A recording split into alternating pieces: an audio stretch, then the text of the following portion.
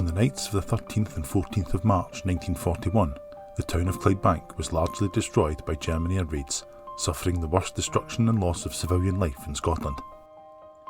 439 bombers dropped more than 1,600 incendiary containers and 272 tons of bombs. 1,200 people died, with 1,000 more seriously injured. Out of approximately 12,000 homes, only 8 remained undamaged, with 4,000 completely destroyed and 4,500 severely damaged. Over 35,000 people were made homeless. Among the stories of loss and devastation, there were also moments of bravery and courage, as the emergency services and volunteers of the civil defence organisations of Clydeside rallied to rescue and help their friends and neighbours. These are some of their stories.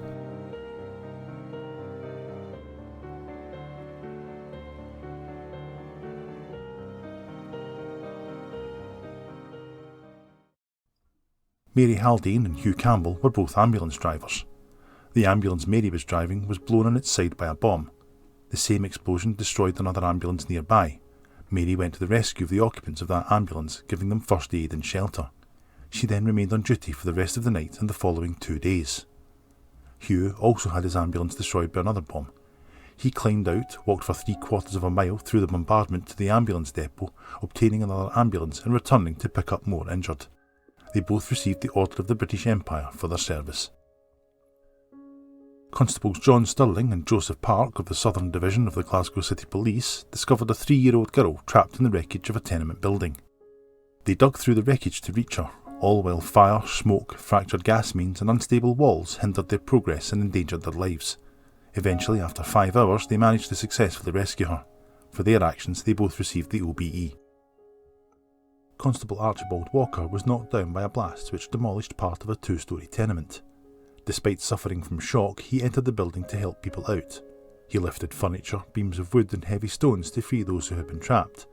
He refused to rest until all the victims had been found and released. He was awarded the George Medal. Sergeant John MacLeod of the police clambered through ruins to rescue a mother and 3 children from a wrecked house, and the following evening he brought an old man from a house which contained an unexploded time bomb in its garden. He was awarded the George Medal. Constable Charles Hendry was acting as a dispatch rider when a bomb demolished buildings on either side of the street. Knowing one of the buildings was occupied, he began to search among the wreckage, managing to rescue 4 men who had been trapped. He received the OBE. John Stewart, the foreman of an air raid precaution rescue party, dug a small opening in the wreckage of a partially demolished house, crawling through it to rescue several trapped occupants before the walls collapsed. He received the George Medal. David Logan and John Smith, who were also foremen of the ARP, spent 9 hours removing debris from a house before hearing sounds of a survivor within the wreckage. They continued tunnelling through the wreckage and despite almost being overcome by smoke, they successfully rescued a man from the building. Both men received the OBE. Neil Leach was a 15-year-old messenger boy who had been wounded twice while delivering messages. He defied orders to rest and continued his duties, being injured again, this time fatally, while trying to take a communication to Partick Fire Station.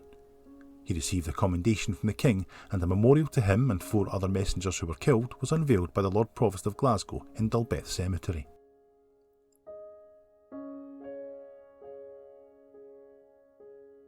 While the first night of bombing was intended to damage shipbuilding and industry, the second night was considered to be a terror act, intended to cause fear and shatter the resolve of the local population.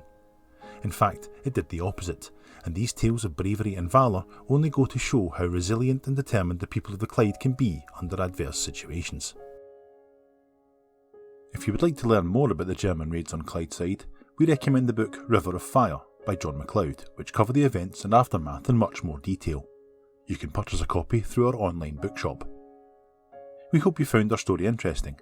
If you did, please consider showing your appreciation by leaving a like on this video or post a comment.